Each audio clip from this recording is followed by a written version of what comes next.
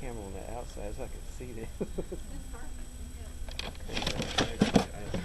Next time we do Okay. that. Yeah, great. That'll Anything make things much that easier. you can adjust this any way you need to. Okay.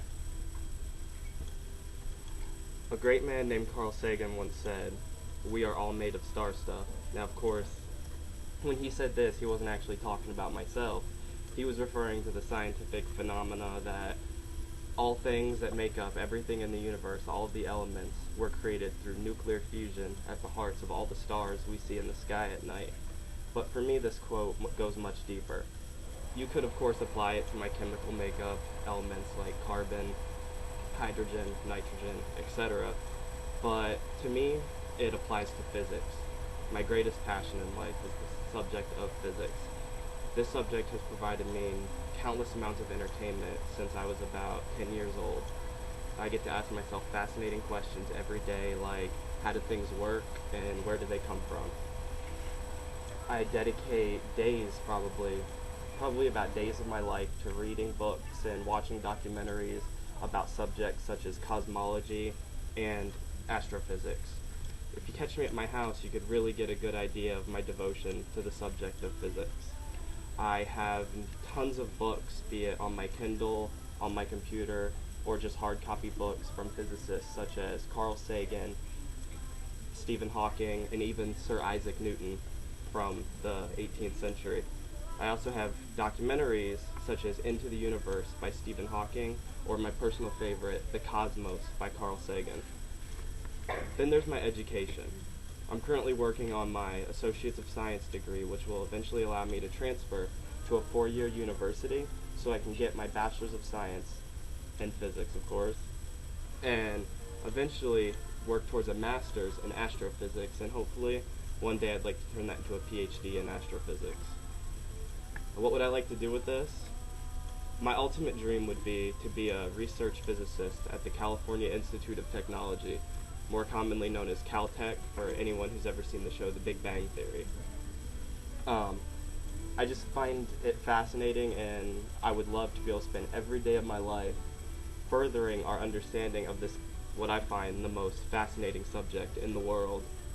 And a lot of people say to me, do you really think that that's something you want to do? Do you really think you'd like to dedicate 10 years of your life just to be able to study this one subject?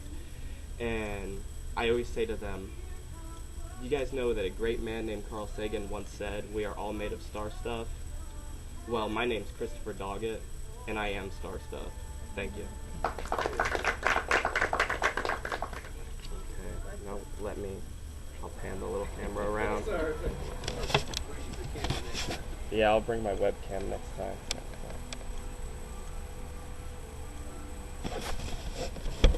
Okay. Anybody have a question? Yes.